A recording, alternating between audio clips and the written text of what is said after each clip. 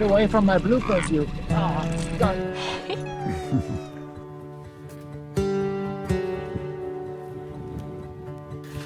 Car doesn't start.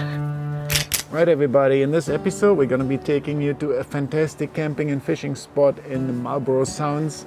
We're going to French Pass, one of the wildest camping and fishing spots on the whole South Island, maybe in all of New Zealand. Our goal there is to target some kingfish and also some blue cod, maybe some snapper and anything else that comes along while we're there. So follow us along. It's going to be a cool episode, guys.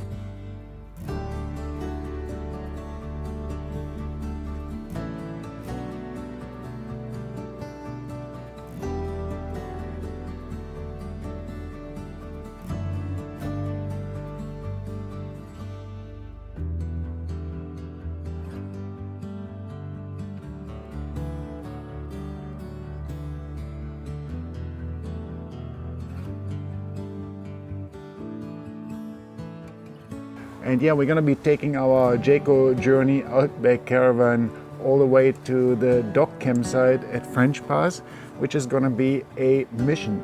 It is quite a distance to get there. The closest towns are Nelson and Blenheim. Each one is about 140 kilometers away, and with this hilly, windy driving to get there, it takes about 2.5 hours under normal conditions. But towing a big caravan like ours, it will probably take us more like 3.5 to 4 hours to get there. Continue on Quasia French Pass Road for 15 kilometers. So everybody, we're on our way to French Pass. We just went through Okiwi Bay, past the first steep hill. But now, in a few minutes, we're gonna start the gravel road to French Pass, and probably one of the steepest hills that you can drive up to here in New Zealand with a caravan. It's super steep and it's about to start, so we're just gonna go up there slowly now. Narrow winding road with steep drop-offs. So I'm switching to first gear here, and we're just gonna go up really slow here. Hopefully we won't encounter any trucks, other motorhomes, other caravans. So the last time we were here, we came up here with our bus and we were towing our little four-wheel drive Daihatsu car, the Daihatsu Terriers. And we made it halfway up the hill, and then the bus started to smell really bad and we had to unhook on the steep hill, and Haitian had then to follow me with the car because of that smell. So someone is behind me with towing like his big ass boat there. Oh. So I might want to have to let him pass too, because he wants to go to French Pass now. We pass. Oh, slow. Oh, slow. We pass. Everyone can pass through us. Big boat. Once you pass Okiwi Bay, the driving horror basically starts, because it is one of the longest, steepest and narrowest road that I know of here in New Zealand. It just goes up and up and up forever after Okiwi Bay. We just noticed a few days ago that the Ford's making a strange bit of engine rattling kind of vibration sound at 3000 RPM always. So going up steep hills, trying not to push it over that 2500 RPM range. Might have to get that checked out. The Ford Ranger managed to tow the caravan up there quite well. It moaned and groaned a little bit, but yeah, it wasn't anything it couldn't handle. One of the steepest roads we encountered in our 8 years of travel. We have traveled that road like, I think that's the 4th time maybe, or the 3rd time. It is a crazy steep road. We just reached the top now, I think, of that crazy steep bit. You just can't go any other than first gear the whole time. Unless you're the guy with the boat and the Hilux, brand new Hilux, maybe you can go a bit faster. But if you think the Takaka Hill is steep, then you should come here. Takaka Hill is nothing then. Alright, so we're just passing the turnoff to Elaine Bay here. The Elaine Bay goes straight down here, pretty steep downhill. There's also another nice little dock campsite, and on the way back we might stop there for another 2 nights. They even got some fuel down there. So that's pretty cool. What's the update here? No petrol available. So unfortunately no 91 petrol available for the motor. So hopefully our 15 liters that we still have with us in the tanks will be enough for our little outboard. And yeah, we still got about 30 kilometers to go to get to French Pass. So now we are on to gravel road. It will take 18 kilometers to our destination. Hell of gravel here. Gravel here.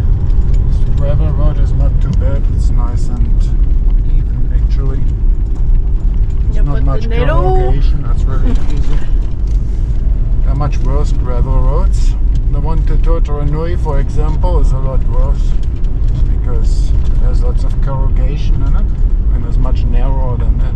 Really? I don't think so. This is also very narrow and a lot of hidden corners. No. Probably less traffic than Totoranui for sure. This here is wider than the Totoranui, 100% wider. You have enough space for 2 vehicles here. In Totoranui, most of the time you have just space for 1. There's some parts of them. But man, some stunning views from up there. It is a beautiful drive for sure, and it's worth all the trouble getting there.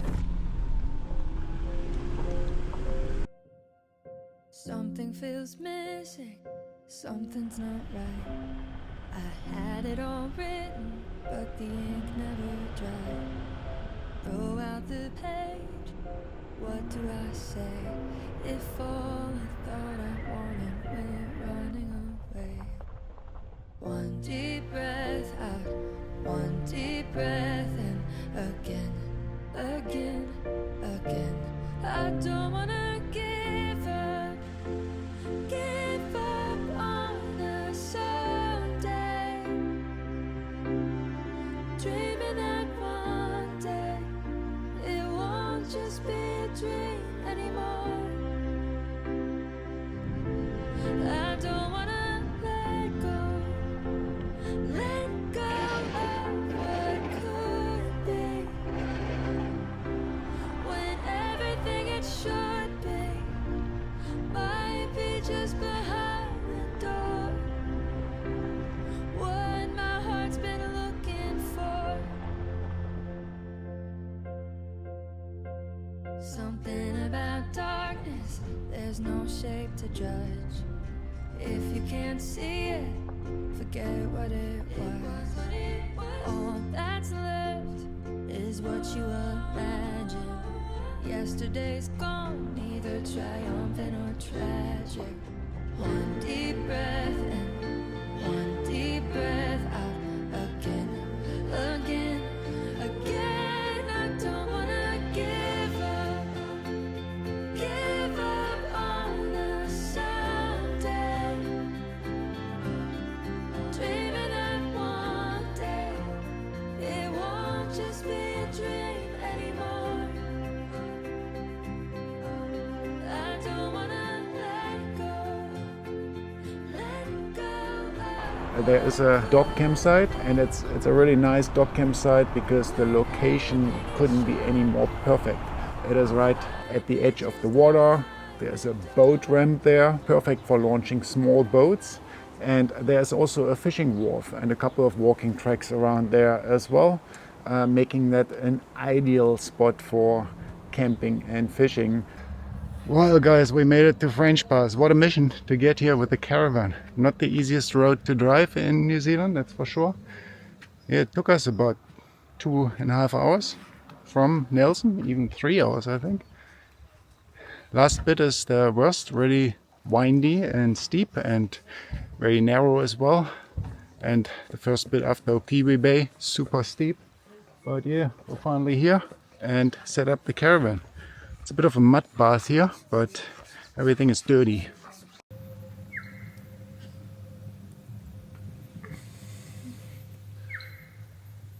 Yummy, yummy. The first guest has arrived. Yummy, yummy. Right, boat is ready.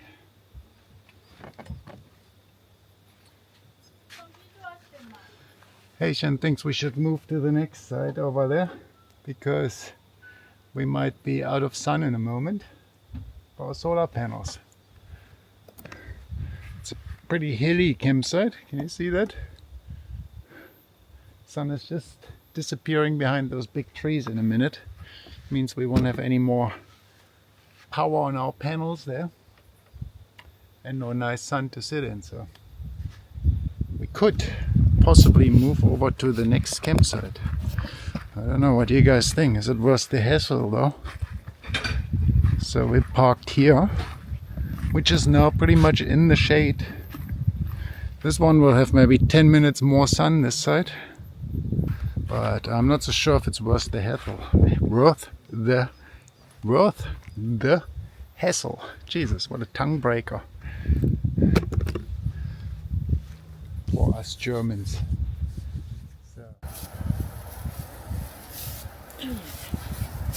Okay, where are we here now? Middle of nowhere. That's a little walking track out from French Pass, isn't it? Yes. Don't know walking track or good track.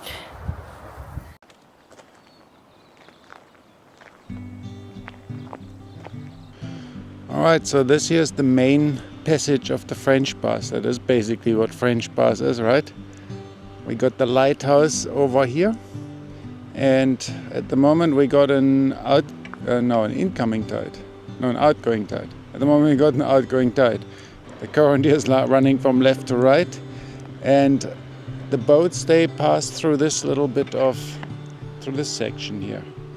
So the boats would go through here, and then on the other end, there by that point there, there's another little passage called the Fisherman's Passage, and that's where our little boats can actually pass through. And you have to get your timing right if you want to come through here with a boat. The current runs at 7 knots or so, so your boat's gotta do a lot more than 7 knots with your motor to get through here. And then you got all these whirlpools as well. So yeah, that's French Pass for you guys.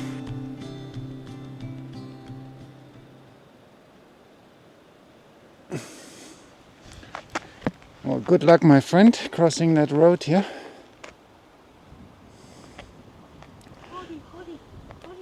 Hurry up. This way. Oh no, this way. Oh, this way. Oh, this way. Come on. He's turning around. Yes. Okay, Asian rescue. Let me see. All right, rescued.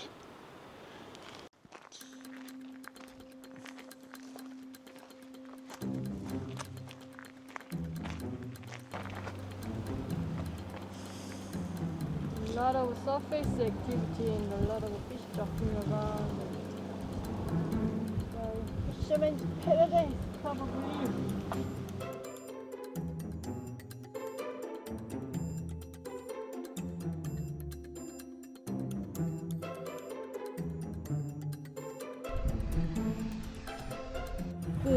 Family maybe. They are now all circling around here. All over them.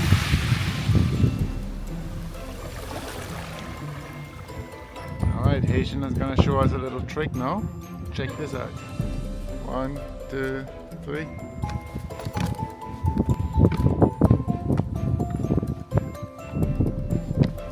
The only thing that's missing at the dog campsite really is potable water. There's only some rainwater, tank water. It's really dirty. It's not really suitable for drinking, so you have to bring all your water there. But besides that fact, the dog campsite is actually really nice. It's got some nice clean toilets, and it's got some prime camping spots, some prime locations there to set up all your gear. So like I said, we were here to target some kingfish because we just came from Golden Bay and I wanted to catch some kingfish there already, but didn't have any luck. I couldn't find any kingfish, and French Pass is a well-known spot to catch kingfish. It's my third time coming to this beautiful spot, and I'm taking my Aqua Marina inflatable fishing boat. So I've shown you guys that in many of our previous videos. I love that little boat, and the goal is to use some trolling lures to catch some kingfish, because there are lots of sharks in this area and also barracuda, and I don't really want to target them. If you start mucking around with live baits, you attract sharks, and on a little inflatable boat you don't really want to deal with those sharks. Usually they just bite through the trace anyway, rip off your live bait, and they're gone unless you use wire tracers, but it's still not that pleasant to deal with them.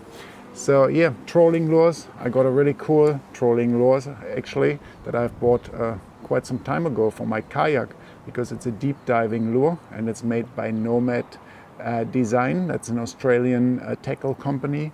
They make some really cool trolling lures.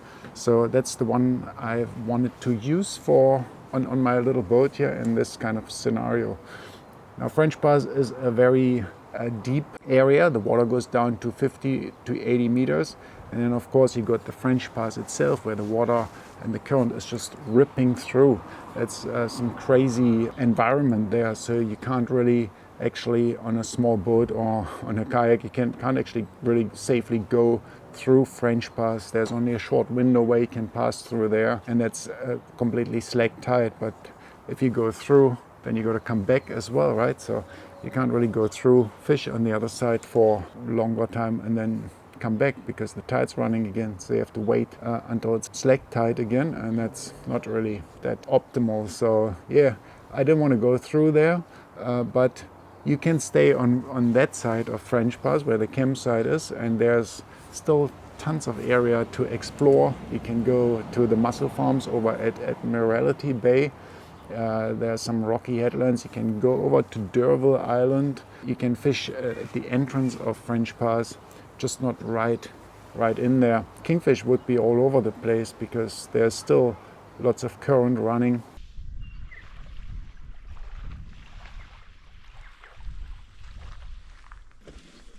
Check this out, it's so cold already.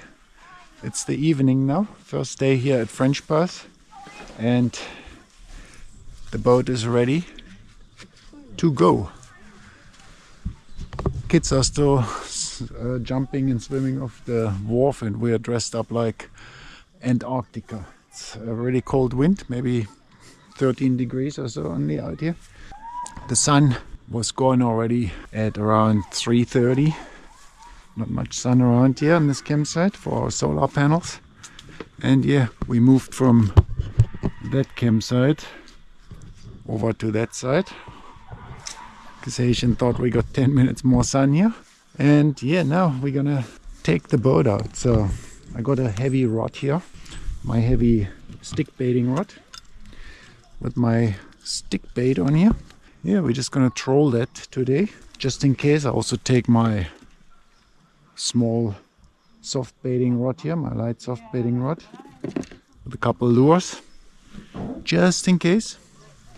There's already been some surface activity right here, and stingray cruising around here as well, right by the shore. I think people feed him, so he comes almost beaches himself. I'm gonna go and get some footage of that later.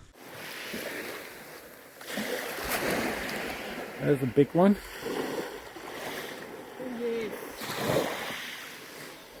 We could go and catch some blue cod for sure, but maybe not today, maybe tomorrow. Today we just want to see if we can catch something on the surface. All right, let's do it.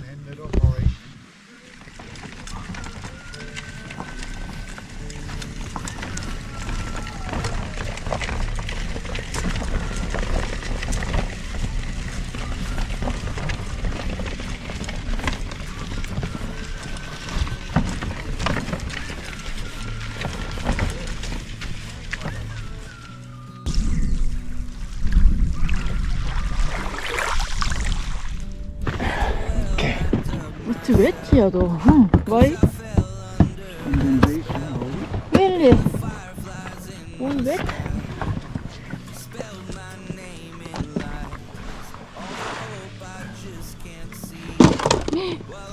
What is it? Big pile of blue white. Campground, yeah? Everyone likes to camp here on that side always. Nice, it's very nice campsite. Lots of kids because of school holiday. Kind of amazing that the kids still manage to swim here despite this 10 degrees. I think they are playing with the stingrays there.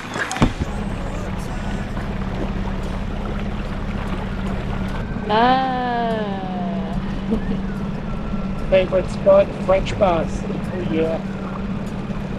I reckon we just start trolling a stick bait now. This bad boy here, the rock hopper. The border here. Yep. There's a bit of surface activity around here, so we're just gonna troll that around for a while. Stick bait trolling. Let's see. Maybe something big is in between those small fish. Okay, Asian. Yep. So dirty. Open bail arm. Open bail arm. There we go.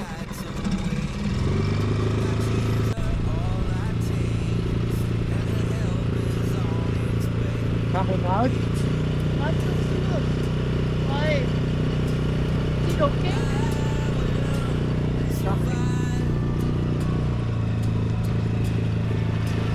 Just do it like this here with a rod. Get let go. See, when it comes out.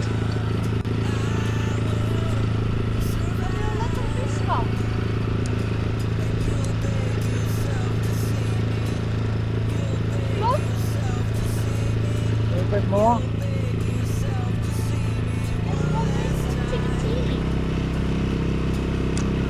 So the line is over the bait, over the ring. Yep. Patience done it. Oh yeah. There's the French part there. Alright, so we're going trolling through the mussel farms here. Dolphins and seals around here. Patient is getting worried. I don't want to tackle any of those. Always gets worried when she sees the seals and the dolphins. The trolling was not successful. Tried 2 different trolling lures. Patient is just reeling in the lure now. Quite far out. And yeah, I've got a new glow bite lure, guys. I have to see you coming. Check this out, massive glow bite lure. Yeah, we're gonna replace this trolling lure here with that glow bite lure. It's like a massive version of a micro jig. Hopefully we don't lose it on the first cast. It's a disco clip kind of thing in the middle. It blinks probably in the water. Yeah, blinks. So that's how it goes. Starts blinking. I'm not so sure. Fish finder doesn't show anything. I thought we'd drop it down, but let me go a little bit closer. Let me first go a little bit closer to the shore. See if I can find a drop off. On the second day, it was getting late in the afternoon already, starting to get a little bit dark. And sure enough, I hooked into a really big kingfish. People have been telling me that it was quite hard to catch kingfish, and most of the kingfish were pretty small that were caught there recently. But I had my lucky day. I caught one on the Nomad trolling lure. It's a heavy fish, guys. It's got a big kingfish. Oh yeah. I'm not giving him any drag. He's just pulling my boat at the moment. Ooh.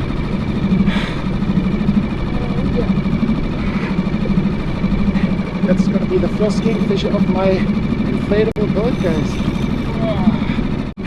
The lure was quite far out. Okay. Wow.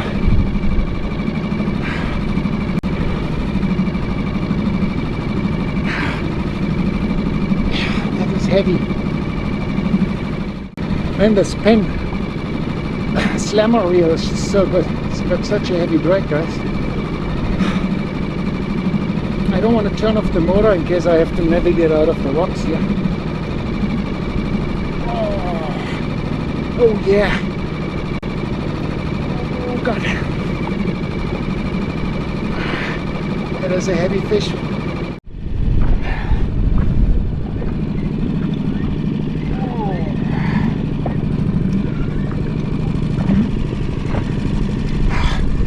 Oh my god. We got a big fish on, guys.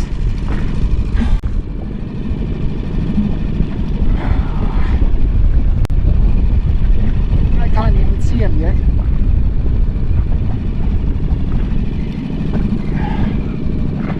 Oh yeah. Come on. Where are you? And there's a kingfish. Oh yep. Oh, the fish finder is picking him up now. He's still at 10 meter deep.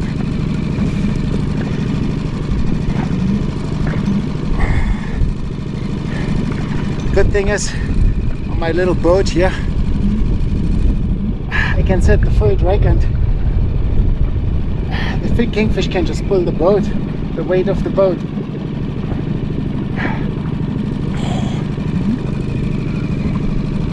Oh, come on.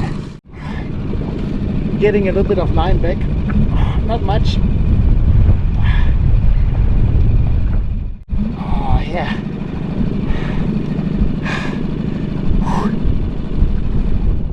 Oh, this guy's pulling. Whoa. It must be a really big kingfish, guys. It's not a small kingfish.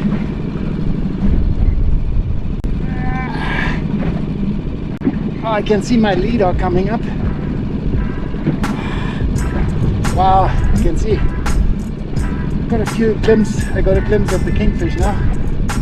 Oh, guys, we got a monster kingfish on. Check this out.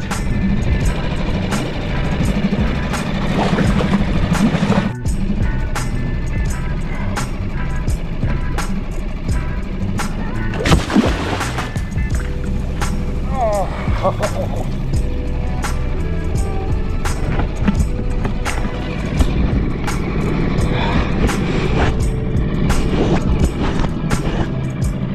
We got ourselves a real monster kingfish on, guys.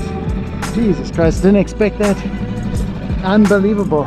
I have to get him out here with my lip gripper.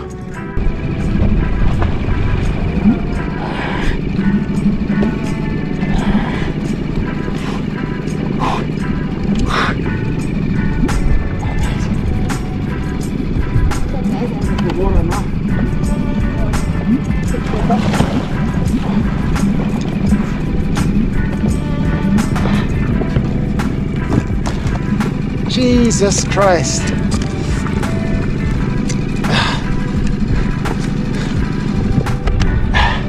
He took the trolling lure, as you can see, right here in its mouth. Guys, can you see the size of this kingfish? Unbelievable. Where are you? Here. I'm going to try to get this lure out.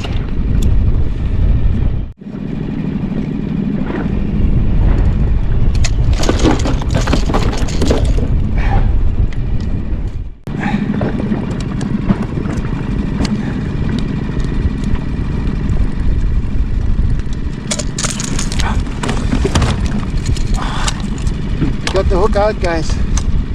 Woo. Oh my god, it's getting too dark almost to film now, but check out this beast of kingfish here. Ah, shit. He's injured, he's bleeding out now. I hope we don't get a shot now. I can already see something lurking under the boat now. I didn't want to keep this fish, but we have no other choice. I've got so much blood on the boat now, I'm not far away from the French Pass boat ramp. It's right over there. So I'm gonna go back quickly now with the kingy and wash it there at the beach and wash it off the boat there. check this out. Oh god, I can't even show that on YouTube. This kingy was bleeding because it was hooked in its gills with the bottom hook, so I couldn't release it. It was just bleeding out straight away. What a shame. Now I have to deal with this big kingy, which is not a bad issue to have, but how am I going to keep it cold? I might have to drive down to Okiwi Bay tomorrow and get some salt ice as quick as possible early in the morning, and then try to keep it as cold as I can tonight.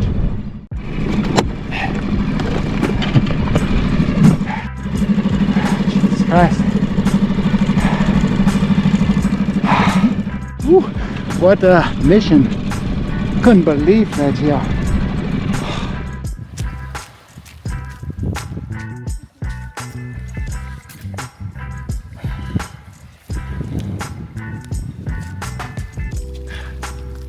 What's that kingy? It's probably similar to the one we got at the boat to river, right? Another big fish. Hopefully we can fit it in the fridge. We share with someone, eh? There was a massive fight on the little boat, and it was unexpected on the trolling though. Just around the corner there actually, not too far from here. It was a 1.20 meter kingfish. It was 15 kgs or so. It was an absolute blast. Unfortunately, it swallowed the lure a little bit too deep, so it started bleeding on the gills. I wanted to release it because it's a little bit too big for us to eat, a kingfish of that size. But because of the bleeding, I didn't feel confident that I would survive. So I had to keep it, and I took it back, and there's a nice little filleting table right there by the boat ramp. So I started filleting it in the dark.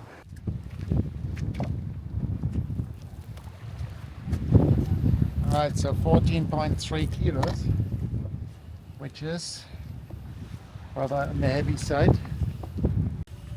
So let's take the guts out. French Pass kingfish. Finally got one. Last time I hooked into so many and I couldn't end them. But did you catch it? The lure that's on the rod at the moment. It's trolling lure with a bib. What? Hit myself with a knife. It's gonna bleed in a second. Like hell.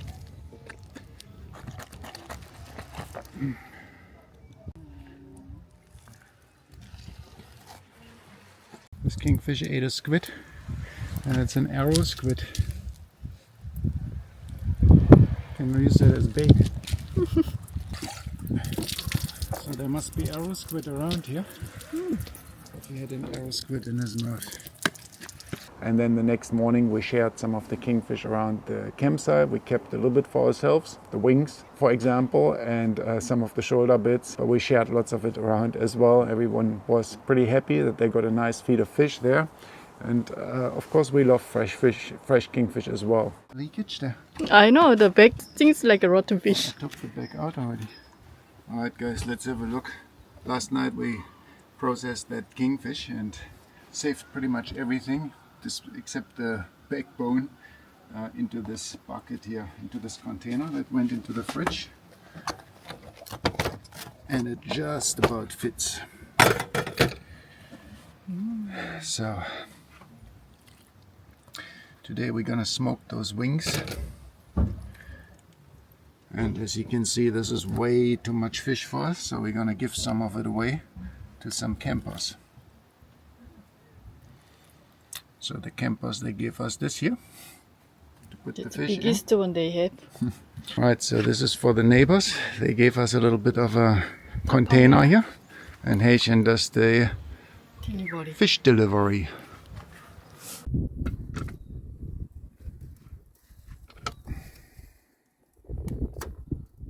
The other one was too pale in color. Smells good too. Second smoke is always better than the first smoke. So that was really good, and the mission was actually achieved here. But we stayed for a whole week because we got the dog camping pass, and with that pass we can stay for 1 week for free essentially. Well, not for free because we paid for the camping pass, right? But we don't have to pay additionally to that. Yeah, we usually stay a week at those campsites because of that. And yeah, the next couple days we went out on the boat a few times, Haitian with me as well. And we didn't target kingfish really anymore. I was still trolling a few lures, but actually I lost most of the lures to barracuda again. Bloody barracuda. They stole my super nice Nomad design fishing lure on the 3rd day. So that was it for kingfish, because that lure is the best lure for kingfish. Yeah, we lost quite a lot of tackle there, lots of barracuda around, and they really follow these trolling lures as well. Then we fished with glow bite lures. We tried the grumpy fish. We caught a couple nice blue cod on that. Oh yeah, we got one on the grumpy fish glow bite here, on the glow bite grumpy fish. I think it's maybe another blue cod. I was just dropping that to the bottom because I realized it was hanging a little bit too high in the water column there, since I drifted into some more deeper water here from the shallow water I was at earlier. And we got a second legal blue cod, guys, on the grumpy fish. Oh yep, already tangled up with our other line here.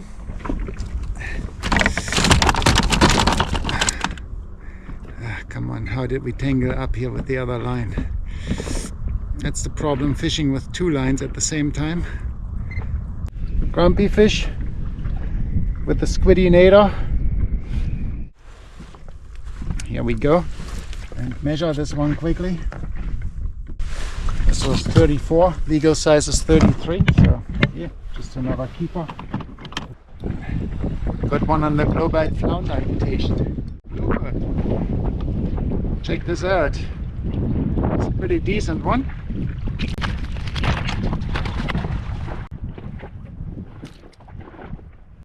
Now we just gotta release them without the shags getting.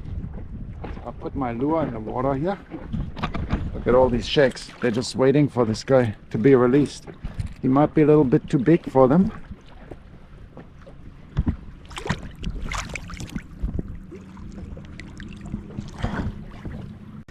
Shit, I don't think they got him.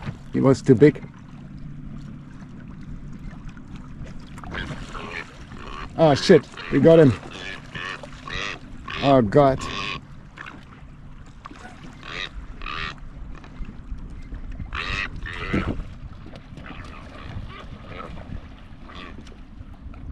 Shit, the shag got the blue cod. Oh god.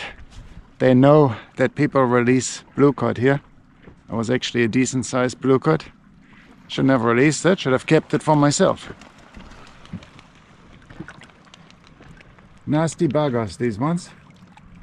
He's dragging him now to shore. He can't swallow the whole blue cod, but he's going back, he's swimming back with him to shore now. I'm not going to be fishing for blue cod anymore while the shag's around, but the glow bite flounder lure here has worked pretty good. First drop and we got blue cod on, so yeah, awesome. The only thing is that the lure doesn't really hold up on the jig head that easily, because it's not like a standard jig head with the holding pattern on it. So that's a bit of a issue with that lure. It just keeps sliding off the hook. Otherwise it works really good. Lots of wiggly action in the water. We also caught them on micro jigs. We went around to the mussel farms in Admiralty Bay. Haitian caught some caraway there. We used that for a live bait for a little while. That didn't work out so well. But yeah, we caught lots of edible blue cod and also some gurnard. And then on the last few days before we left, I explored the other area around the D'Urville Island a little bit. And we found ourselves a nice spot to catch some snapper there. So they were still around. They're on the way back. They're on the way of nuisance. What's that, a snapper maybe? Why so loose in here? Looks pretty heavy what you're fighting with there. Bloody shag.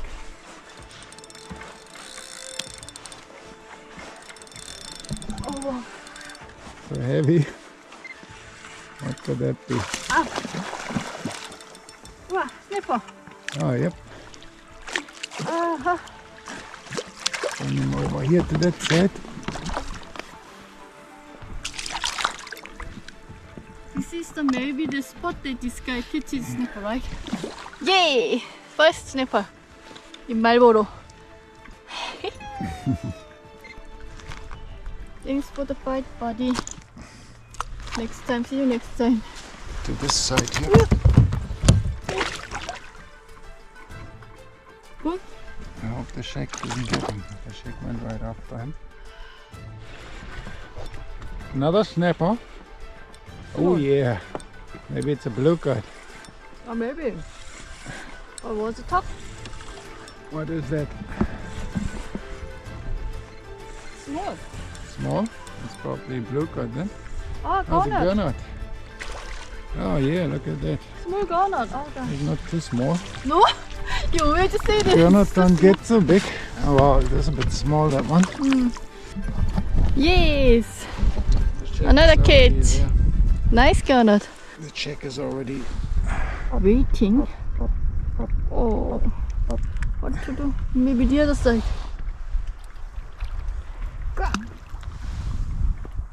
Once he comes up, don't dive that long.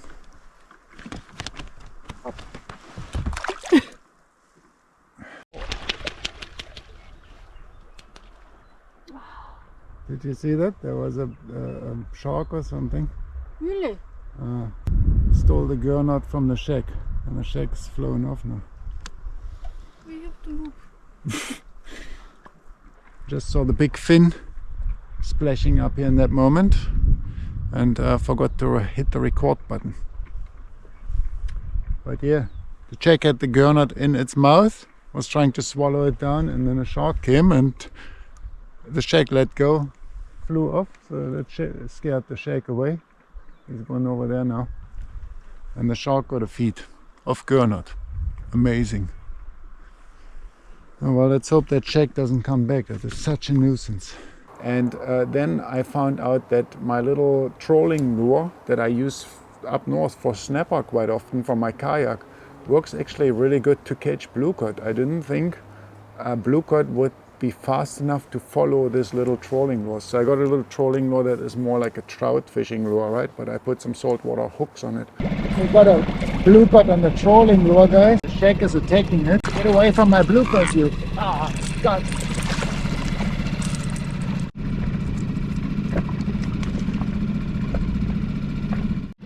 He swallowed the whole blue cod down. Even while I was still hooked here, he got it already. Unfucking believable. But you can get the blue cod on the trolling lure as well now, so... Go away! Here's the idea. Boo! Boo! Boo! Boo! Boo! Go! Go! Stay there. Looks like... Hey! Boo! Boo! Hey! Hey! Hey! Hey! Boo! Looks like they happily ignore you. Alright, a quick interlude. I wanted to share two very important fishing tips with you guys for French bars. Fishing tip number 1. Shags are a real problem, as you have seen, and they make it almost impossible to release any fish unharmed.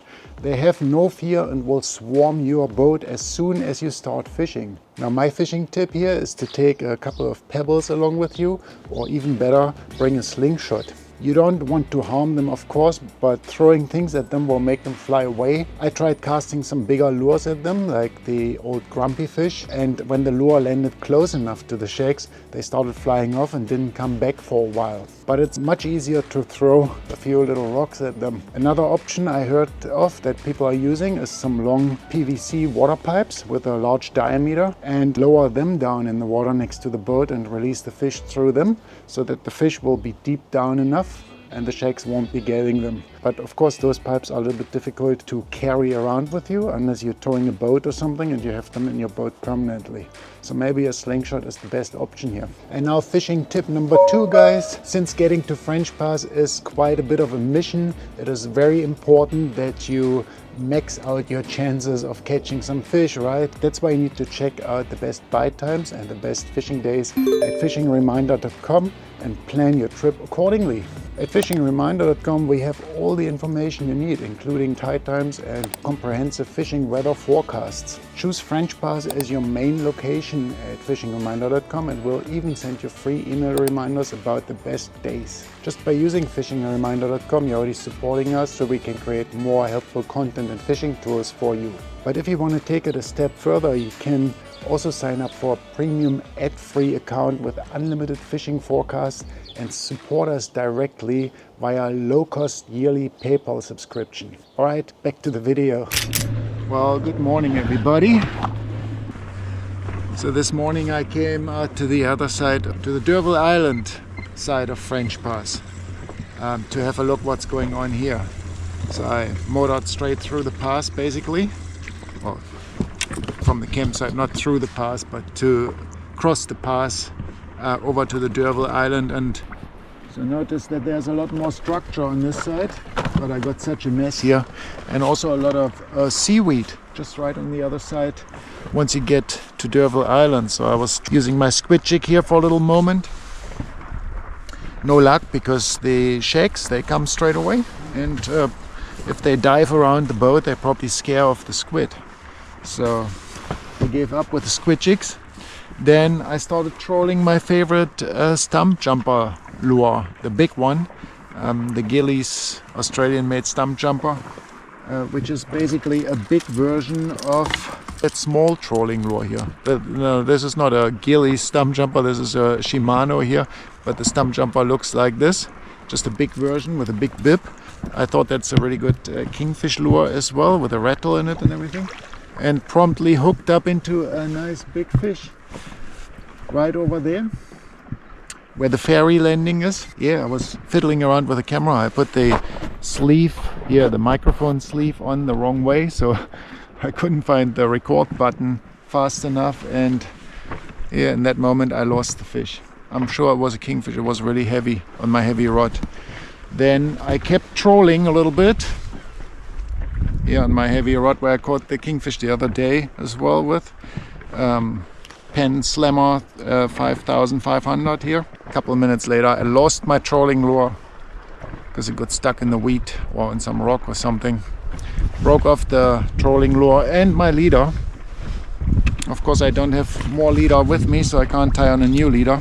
Just got the braid on there, and I don't think tying braid on directly is a good idea with the trolling lure. It's just probably going to break off, so I have to go back and get more leader line.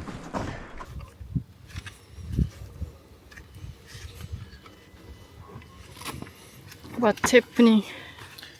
Our food doesn't start in this middle of nowhere. I could try another method and connect it to the caravan batteries, but it's only...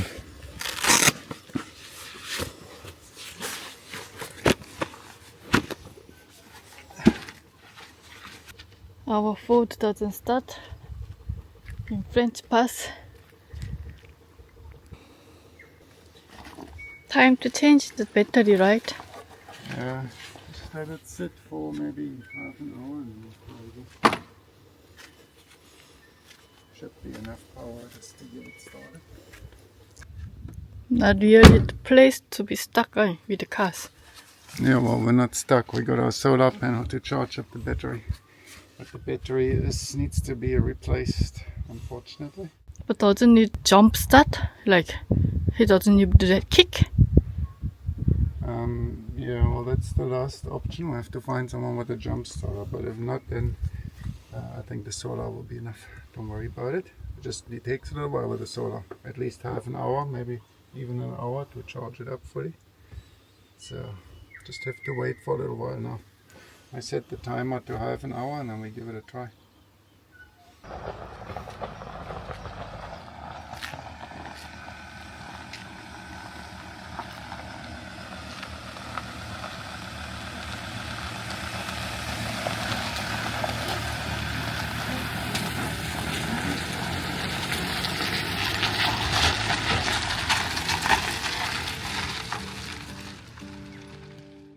And yeah, that's pretty much it.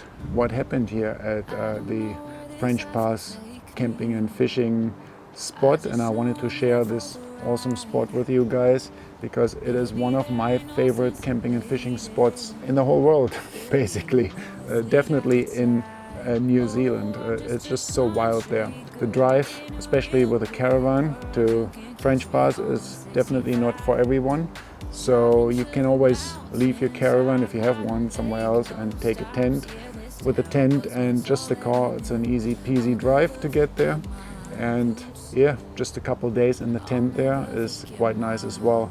You can also possibly, and I'm planning to do that in the future, park up the car there and take a tent and then go over to D'Urville Island with a boat and a tent and then set up camp there. There are a couple dock campsites there as well, and that would be a cool adventure as well, I think. And yeah, so keep your eyes peeled, that might be coming up in a future episode. Okay guys, hope you enjoyed this camping and fishing video, another trip from us here on the South Island. And thanks so much for watching and for your comments and likes and subscribes. We really appreciate that, and we see you in the next video.